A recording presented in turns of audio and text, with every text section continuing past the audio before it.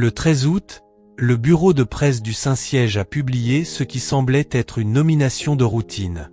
3 historiens ont été nommés au Comité pontifical des sciences historiques, l'organisme qui conseille le secrétariat d'État et les dicastères de la Curie romaine sur les questions d'histoire. L'un de ces 3 noms est Umberto Longo, professeur d'histoire médiévale à la Sapienza, directeur de l'Institut historique italien pour le Moyen Âge. Sur le papier, un curriculum impeccable. Personne de sérieux ne conteste ses compétences de médiéviste. Et voici maintenant où cela cesse d'être une histoire de nomination de routine. Ce n'est pas une capture d'écran qui circule sur un blog. C'est un PDF hébergé sur le site officiel du rite écossais d'Italie, un bulletin appelé *logo*, téléchargeable dès maintenant, et à la page 5 de l'un de ces numéros se trouve une liste. Officier pour l'année 2013 d'une loge de perfection à Rome appelée Maître Secret. Parmi ces officiers, listé par son nom complet, frère orateur Umberto Longo, 4e degré. Orateur n'est pas un invité qui s'est glissé par hasard. C'est l'un des officiers qui dirige la loge. Et dans le numéro suivant de ce même bulletin, le même nom signe à nouveau, non plus au 4e degré, mais au 9e. Aujourd'hui, nous allons poser ces documents sur la table un par un, et nous allons dire, avec la même clarté, exactement ce qu'ils prouvent et exactement ce qu'ils ne prouvent pas. Dans l'ordre, afin qu'à la fin vous quittiez cette vidéo capable de séparer le fait du bruit qui l'entoure. D'abord, la chronologie de ce qui s'est réellement passé cette semaine. Le 13 août 2026, le bulletin officiel du Saint-Siège a publié, dans sa section sur les démissions et nominations, que le Saint-Père avait nommé 3 professeurs au Comité pontifical des sciences historiques. Umberto Longo d'Italie, Francesco Cesario des États-Unis, et Jana Baranska de Pologne. Ce n'est pas une fuite. Cela figure sur la propre page de presse du Vatican, datée, numérotée, et cela a été repris par Vatican News, l'Osservatore Romano *, et les agences catholiques à travers la moitié du monde. Puis, le 14 août, l'organe américain LifeSite News a publié un reportage affirmant que Umberto Longo apparaît de manière répétée dans des archives maçonniques. Et troisièmement, cette chaîne a passé ses documents sous-jacents page par page, et ce qui s'y trouve n'est pas une apparition vague. C'est un titre, un degré, une loge nommée, et une progression documentée de rang à l'intérieur d'une seule année. Avant d'aller plus loin, il vaut de lire le statut réel qui gouverne ce comité pontifical, car c'est cela qui transforme cela d'une curiosité en une question réelle. Le statut du comité, approuvé dans la Cité du Vatican le 3 septembre 2019, dispose à l'article 5 que ses membres doivent être choisis parmi les historiens catholiques hautement qualifiés sur le plan scientifique. Nom des historiens distingués.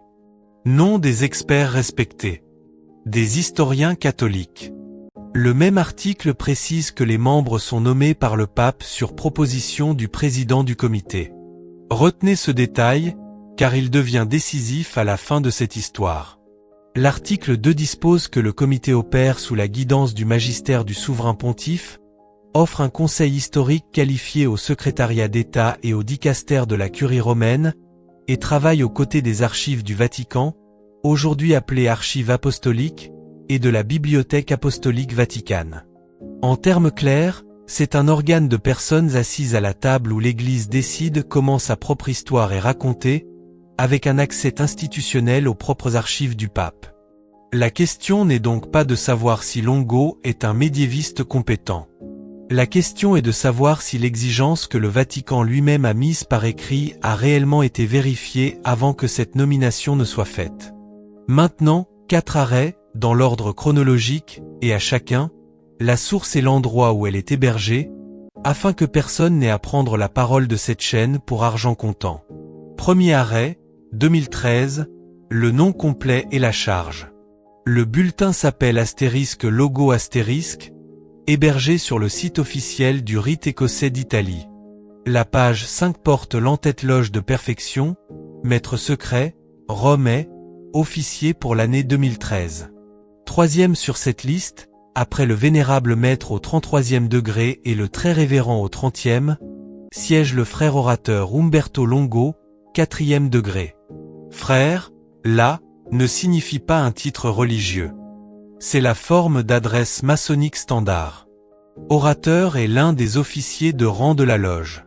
Dans ce même numéro, Longo signe 2 textes, l'un d'eux intitulé * l'histoire du rite écossais, ancien et accepté *. Deuxième arrêt, et c'est ici que le langage passe de quelqu'un qui étudie un sujet à quelqu'un qui parle de l'intérieur. Le numéro suivant de ce même bulletin, sur le même site officiel, porte une nouvelle signature. Une allocution d'Agap de 2013, par le frère orateur Longo, désormais au 9e degré, intitulé * le chemin dynamique de perfection des chevaliers écossais, tradition et rituel, régénération et universalité *. Les 2 textes tombent dans la même année civile, 2013. Le second est daté de Rome, le 3 juillet 2013, et apparaît dans le tout prochain numéro après le premier. Il ne le signe plus au 4e degré. Il le signe au 9e. Et remarquez comment il écrit, car c'est le détail qui importe réellement ici. Il n'écrit pas comme quelqu'un qui étudie un phénomène de l'extérieur en regardant vers l'intérieur.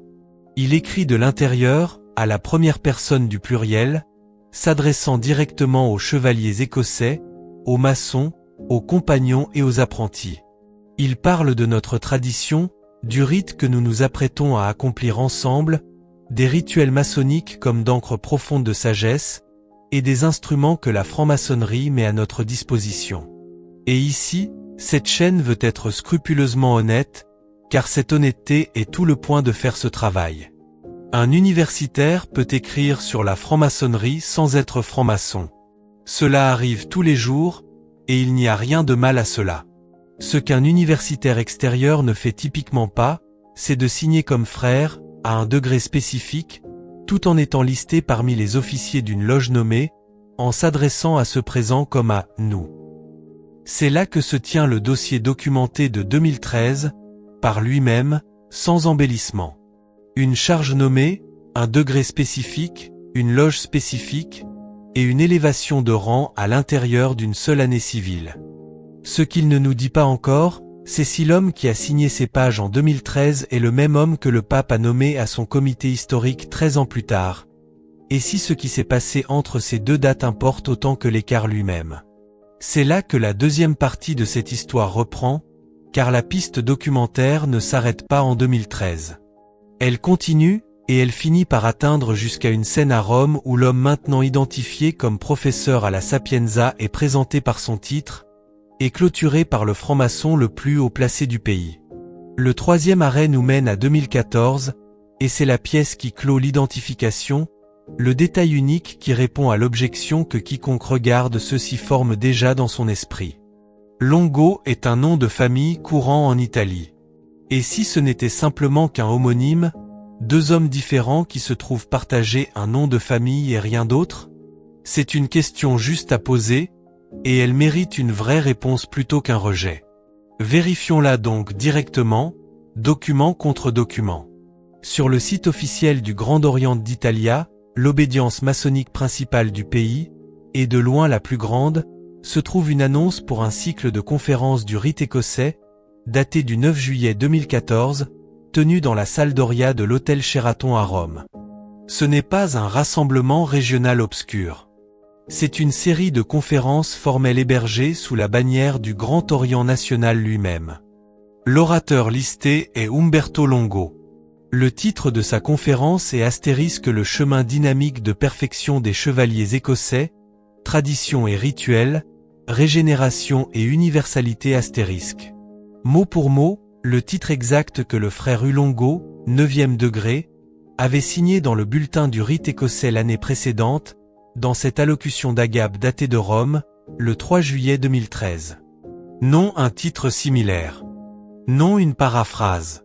Le libellé identique, répété un an plus tard, désormais sous le parrainage du plus grand corps maçonnique d'Italie plutôt que du bulletin interne d'une seule loge. Ce n'est plus une coïncidence de nom de famille. Les coïncidences ne reproduisent pas le titre d'essai d'un autre homme mot pour mot et ne le livrent pas comme une conférence publique. C'est le même homme, donnant la même conférence, sous le même titre, parlant maintenant sous une bannière nationale plutôt que locale. Le 4e arrêt nous mène à 2022, et c'est ici que la Sapienza entre directement dans le dossier, fermant le dernier écart entre l'homme de ses bulletins maçonniques et le professeur que le pape a nommé hier. En décembre de cette année-là, il y a eu un événement intitulé Astérisque Hugo Pratt, Venise, et l'univers initiatique de Corto Maltese Astérisque, tenu sous le parrainage de la fondation maçonnique écossaise Tribenetum. Le programme de cet événement est public et demeure disponible. Là, l'orateur n'apparaît plus simplement par son nom, comme il l'avait fait en 2014. Il est listé avec son titre académique complet. Professeur Umberto Longo, professeur titulaire d'histoire médiévale, La Sapienza, Université de Rome. C'est exactement l'université, exactement la discipline, et par extension exactement l'homme auquel le bulletin du Vatican se réfère lorsqu'il nomme son plus récent membre de comité.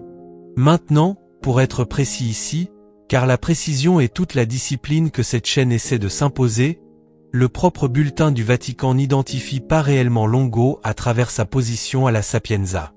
Il l'identifie à travers son autre titre, directeur de l'Institut historique italien pour le Moyen Âge. Deux titres différents, deux affiliations institutionnelles différentes, mais un seul et même homme. La propre biographie officielle de l'Institut, publiée sur son propre site, indique que Umberto Longo est né à Rome en 1967 et occupe la chaire d'histoire médiévale à la Sapienza. C'est exactement la même position listée sur ce programme de 2022 parrainé par la maçonnerie. Même homme, même chaire, même université, confirmé par les propres paroles de l'Institut sur son propre directeur. Et qui a prononcé les remarques de clôture à cet événement de 2022 ? Un homme identifié dans le programme lui-même comme le docteur Gian Paolo Barbi, souverain grand commandeur du rite écossais ancien et accepté en Italie. Non un officier régional. Non un secrétaire de loge. L'autorité unique la plus haut placée du rite écossais dans tout le pays, clôturant un événement auquel le futur membre du comité pontifical était l'un des orateurs vedettes. La chaîne se ferme à ce point, et elle se ferme proprement. Le frère orateur d'une loge romaine en 2013, le titre de conférence identique livré sous la bannière du Grand Orient d'Italia en 2014, la chaire de la Sapienza confirmée par le nom en 2022, et la nomination au propre comité historique du pape faite hier.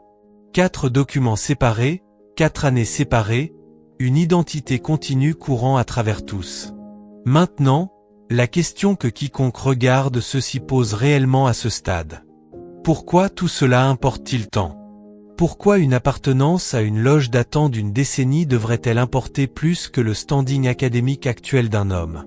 Parce qu'un grand nombre de catholiques aujourd'hui ont tranquillement assumé que la préoccupation historique de l'Église concernant la franc-maçonnerie est une anxiété du XIXe siècle, quelque chose qui appartenait à une ère plus ancienne et plus suspicieuse de l'Église et qui a depuis été retirée sans beaucoup de commentaires. Elle n'a pas été retirée. Elle n'a jamais été retirée. 3 dates le rendent indéniablement clair, et il vaut de les parcourir toutes les 3 lentement, car ensemble elles couvrent près de 2 siècles et demi d'enseignements cohérents. Premièrement, le 20 avril 1884. Le pape Léon XIII signe l'encyclique Astérisque Humanum Genu Astérisque, et il n'adoucit le langage nul par dedans. Il divise l'humanité en 2 camps, le royaume de Dieu sur terre, qui est la vraie Église de Jésus-Christ, et le royaume de Satan, et il place ce qu'il appelle explicitement la secte maçonnique dans ce second camp, la décrivant comme travaillant ouvertement et publiquement à la ruine de l'Église.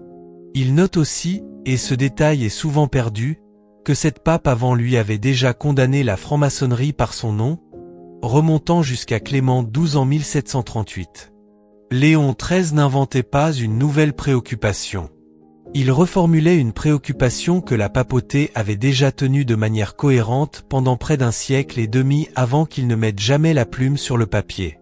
Deuxièmement, le 26 novembre 1983.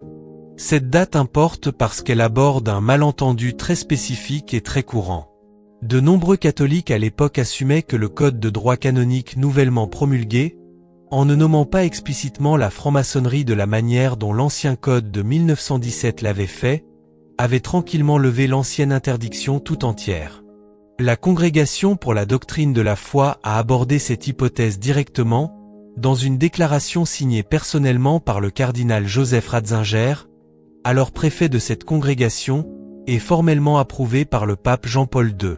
La déclaration dispose clairement que le jugement négatif de l'Église concernant les associations maçonniques demeure inchangé, parce que les principes maçonniques ont toujours été considérés comme inconciliables avec la doctrine catholique, et qu'un catholique qui adhère formellement et en connaissance de cause à une loge maçonnique se trouve en état de péché grave et ne peut s'approcher de la Sainte Communion. Ce n'est pas une déclaration ambiguë.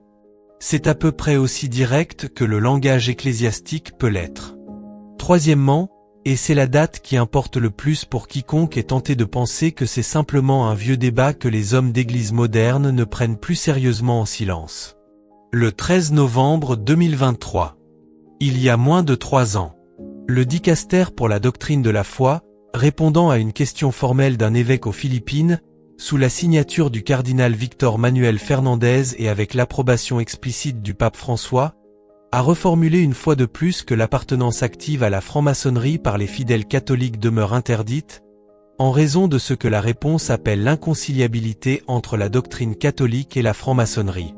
Sept papes l'ont condamné avant Léon XIII. Léon XIII lui-même fait 8. Près de 300 ans de condamnation cohérente, et la réaffirmation la plus récente de ce même enseignement à moins de 3 ans, émise par le propre office doctrinal du pontificat actuel.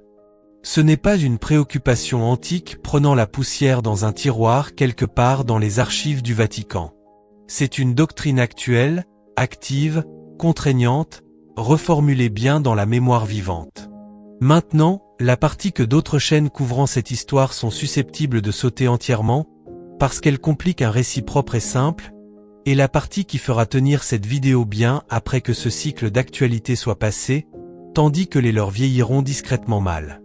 Ce que ces documents ne prouvent pas, et cette chaîne veut être tout aussi claire à ce sujet qu'elle l'a été sur tout ce qui a précédé. Ces documents ne prouvent pas que Umberto Longo est un franc-maçon pratiquant et actif aujourd'hui, en août 2026. La documentation la plus solide disponible, la charge nommée et le rang spécifique de 9e degré, date entièrement de 2013. En 2022, il apparaît encore à un événement lié à ce même monde maçonnique, parrainé par une fondation maçonnique écossaise, mais la présence en tant qu'orateur académique invité à un événement n'est simplement pas la même chose qu'une affiliation active, formelle et actuellement maintenue. Un historien peut être invité à parler à un événement culturel parrainé par la maçonnerie sur Hugo Pratt et Corto Maltese sans que cette invitation elle-même prouve une appartenance en cours. Et voici un détail qui coupe véritablement en faveur de Longo, et cette chaîne ne va pas le laisser de côté simplement parce qu'il complique l'histoire. Dans la propre liste des officiers de cette même loge pour l'année 2014, Umberto Longo n'apparaît plus du tout.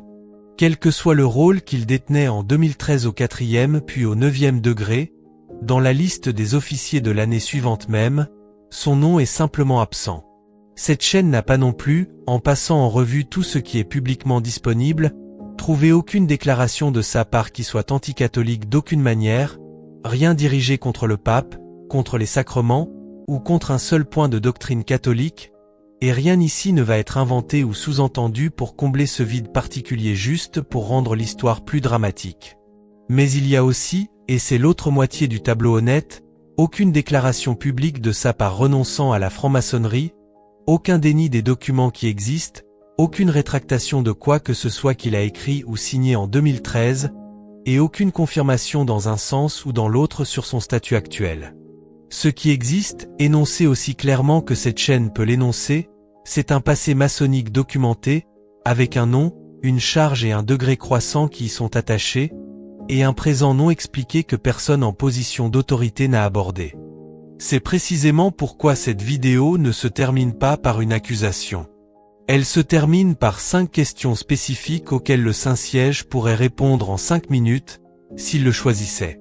Premièrement, le professeur nommé hier au comité pontifical est-il le même frère Umberto Longo, 9e degré, qui a signé ces bulletins du rite écossais en 2013?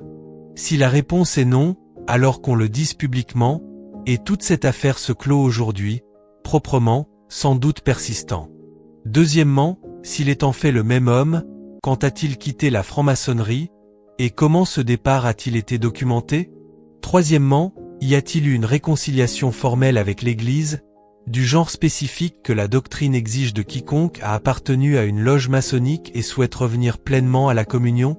Quatrièmement, l'exigence énoncée à l'article 5 du propre statut du comité, selon laquelle ses membres doivent être des historiens catholiques, a-t-elle réellement été vérifiée par un quelconque processus avant que ce nom ne soit transmis pour la signature du pape? Et cinquièmement, la question qui importe le plus de toutes dans toute cette histoire. Quelqu'un dans la curie savait-il quelque chose de tout cela avant que le Saint-Père ne signe la nomination? Car aucun de ces documents sous-jacents n'a jamais été caché. Ils ont été exposés au grand jour, sur le propre site officiel du rite écossais, à un clic de quiconque se souciait de regarder, depuis plus d'une décennie maintenant. Il n'y a que deux réponses possibles à cette dernière question, et aucune des deux n'est même lointainement confortable pour l'institution impliquée. Soit personne n'a réellement vérifié, ce qui pointe vers un échec sérieux et troublant de vérification de base quelque part dans le processus de nomination de la curie. Soit quelqu'un a vérifié, et la nomination a avancé malgré ce que cette vérification a révélé. Que cette chaîne clôture avec le détail unique qui se détache au-dessus de tout ce qui a été couvert aujourd'hui, et il se trouve juste sur la toute première page du propre statut gouvernant le comité. Cet organisme n'a pas été inventé de rien en 1954, année de sa fondation moderne formelle. Il descend directement d'une commission cardinalice pour les études historiques qui a été établie par le pape Léon XIII lui-même, le 18 août 1883, fondée sur une conviction que le statut cite encore mot pour mot aujourd'hui, selon laquelle les faits historiques, examinés sans préjugés, défendent l'Église et la papauté par eux-mêmes, spontanément et magnifiquement. Ce même pape Léon XIII, seulement 8 mois plus tard, a signé Astérisque Humanum Genu Astérisque, la condamnation la plus solennelle et la plus énergique de la franc-maçonnerie dans toute l'histoire de l'Église. Les deux documents sont issus de la même plume, à 8 mois d'intervalle, du même pontife. Et hier, 142 ans après cela, un pape qui a délibérément choisi de prendre le nom de Léon XIV a signé une nomination à ce même organisme historique que son prédécesseur avait fondé. Écoutez attentivement ce point final, car personne ne devrait s'éloigner de cette vidéo avec un cœur empoisonné ou amer à cause de tout cela. Cette chaîne ne dit pas que le pape savait personnellement quelque chose de tout cela. Le statut est explicite sur ce point. Les membres sont nommés sur proposition du propre président du comité, non sélectionnés personnellement par le pontife à partir d'une liste de candidats qu'il a indépendamment vérifiée. Le pape signe ce qui est placé devant lui pour signature, et des dizaines de nominations traversent son bureau chaque jour, des nominations qu'il ne peut simplement pas enquêter personnellement une par une jusqu'à ce niveau de détail archivistique. Quelqu'un, quelque part dans ce processus, aurait dû vérifier cela avant que cela n'atteigne jamais son bureau, et ce quelqu'un n'était clairement pas le pape lui-même.